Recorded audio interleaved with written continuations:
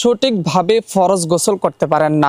আজকে আমি আপনাদেরকে সহিহ হাদিসের আলোকে বলে দেব কিভাবে শরীর অপবিত্র হয়ে গেলে গোসল করবেন, এবং এই ভিডিওর মাধ্যমে প্র্যাকটিক্যালি আমি নিজে গোসল করে দেখিয়ে দিব কিভাবে গোসল করবেন, কোন জায়গায় পানি ডালতে হবে। মনে করেন যে আমার এখানে নাপাক লাগছে, এই নাপাক কাপড় কিভাবে ধৌত করবেন গোসলের পরে, এবং গোসলের পূর্বে এই নাপাক জায়গাকে কি করতে হবে, কিভাবে পরিষ্কার করবেন। অনেকেই কিন্তু জানেন না। অনেকে আছেন মা বোনেরা, অনেক লোক আছেন যে স্বপ্নদোষ হয় অথবা স্বামী স্ত্রীর সহবাসের ফলে আমার মা বোনদের মাসিক হওয়ার পরে কিন্তু গোসল করতে পারেন না। কিভাবে পবিত্রতা করবেন অনেকে জানেন না। তবে মনে রাখতে হবে, এই ফরজ গোসল যদি আপনি সঠিকভাবে যদি না করেন তাহলে কিন্তু আপনার সমস্ত আমল বরবাদ হয়ে যাবে। তবে সঠিকভাবে যদি এই ফরজ গোসল যদি আপনি না করেন তাহলে কিন্তু আপনার সমস্ত আমল বরবাদ হয়ে যাবে। যতই নামাজ পড়েন কোনো নামাজ আপনার কবুল হবে না। এই জন্য আমি বলবো অবশ্যই এই জীবন ধরে কত সময় নষ্ট করছেন, অনেক ভিডিও দেখছেন, আমি বলবো অবশ্যই কিভাবে এই ফরজ গোসল করবেন, কিভাবে শরীরকে পবিত্রতা করবেন মাসিক হওয়ার পরে, তারপরে স্বপ্নদোষ হওয়ার পরে, বীর্যপাত ঘটার পরে কিভাবে পবিত্রতা করবেন। চলুন আমরা এই ভিডিওর মাধ্যমে আমি নিজে এখনই প্র্যাকটিক্যালি দেখিয়ে দিব কিভাবে সম্পূর্ণভাবে গোসল করবেন। সর্বপ্রথমে আমরা দোনো হাতের কবজি মোট 3 বার ধৌত করব, অতঃপর আমরা কুলি করব মোট 3 বার।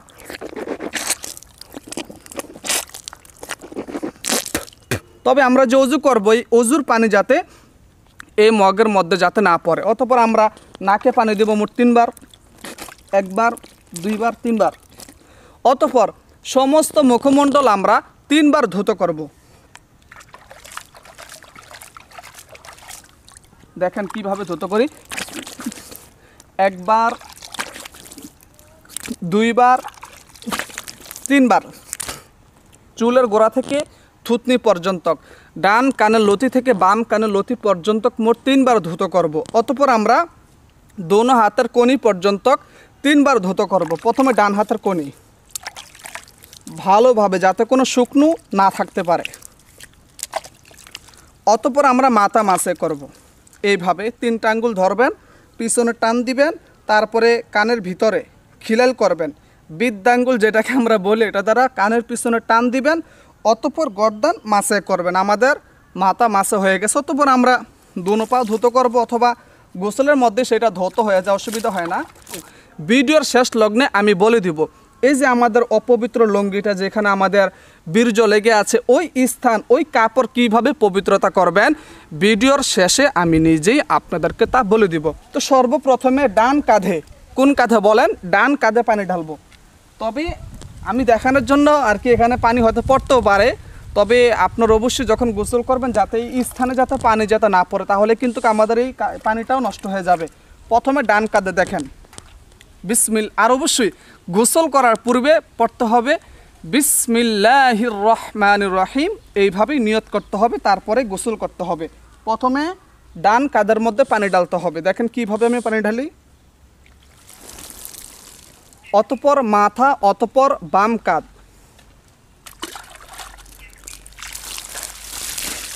তারপরে বাম কাঁধের মধ্যে আমরা পানি ঢালবো। যদিও খুব ঠান্ডা লাগতেছে, যদিও বর্তমানে শীতের মৌসুম চলতেছে, মাইক্রোফোনটা একটু সামনে আনো, তারপরে খুব ঠান্ডা, আশেপাশে খুব বাতাস হইতেছে, তারপর আমি ভিডিওটা করতেছি। অনেকে কমেন্টস করছেন যে হুজুর কিভাবে আমরা গোসল করব, আমরা তো জানি না, আপনি একটু দেখিয়ে দেন কিভাবে আমরা এই গোসলটি করব। তো তারপরে গোটা শরীরের মধ্যে পানি ঢালবেন। গোটা শরীরের মধ্যে কি ঢালতে হবে, পানি ঢালতে হবে।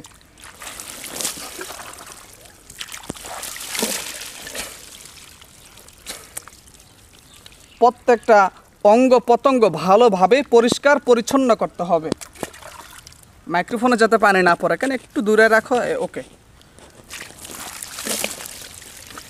বিশেষ করে আমাদের এই থেকে এই অংশ, এই থেকে এই অংশ, হাঁটু থেকে কোমর পর্যন্ত এই অংশগুলো আমরা ভালোভাবে পরিষ্কার পরিচ্ছন্ন করতে হবে ইনশাআল্লাহ। অতঃপর আমরা কাপড়ের নিচে পানি বিভিন্নভাবে আমরা পানি ব্যবহার করব যাতে আমাদের গোটা শরীর যাতে ভিজে যায়।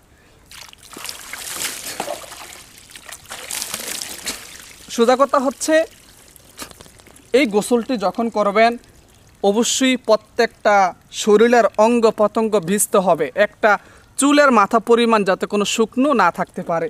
আমি যদিও ক্যামেরা অনেকেই দেখছেন ভিডিওটি, এর জন্য আমি ওইভাবে গোসলটি দেখাচ্ছি না, তবে প্রত্যেকটা ভিতরে প্রত্যেকটা জায়গার মধ্যে আপনার পানি ব্যবহার করতে হবে।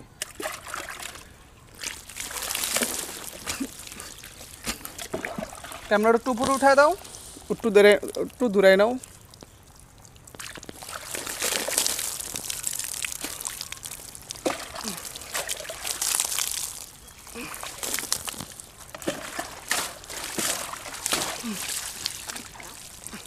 এইভাবে ভালোভাবে পুরো শরীর আমাদের ধৌত করতে হবে।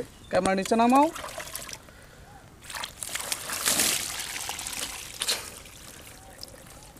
প্রিয় দর্শক, এখন প্রশ্ন হচ্ছে, হুজুর আপনি তো বলছেন যে নাপাক কাপড়টা কিভাবে আমরা পরিষ্কার করব। যখন আমাদের গোসলটি শেষ হয়ে যাবে তখন আমরা বাইর হওয়ার পূর্বে, সেই ওয়াশরুম থেকে বাইর হওয়ার পূর্বে এই কাপড়টা আমরা মোট 3 বার ধৌত করব। এই 3 বারের মধ্যে যখন ধৌত করব, যাতে করে একটা চুলের মাথা পরিমাণ যাতে কোনো কাপড় যাতে কোনো শুকনো না থাকে, এবং অবশ্যই যেই স্থানের মধ্যে আমাদের নাপাক লাগছে ওই স্থানটা আমরা ভালোভাবে পরিষ্কার পরিচ্ছন্ন করতে হবে। এবং একবার ধৌত করছেন কাপড়টা, আবার চিপ দিবেন, হ্যাঁ, তারপরে পানিটা ফালাইয়া আবার এই কাপড় ভিতরে দিবেন, আবার পরিষ্কার করবেন। এইভাবে মোট 3 বার এই নাপাক কাপড়টাকে পরিষ্কার করতে হবে।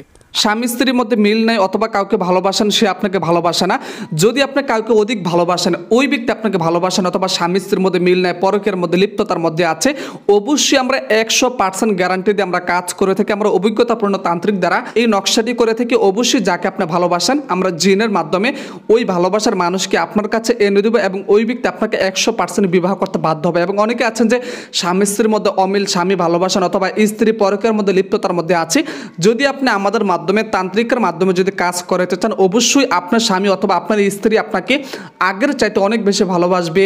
আপনার স্বামী কখনো পরকীয়া করবে না অথবা আপনার স্ত্রী কখনো আর পরকীয়া করবে না। আমরা জিনের মাধ্যমে সম্পূর্ণভাবে এই কাজটি করে থাকি।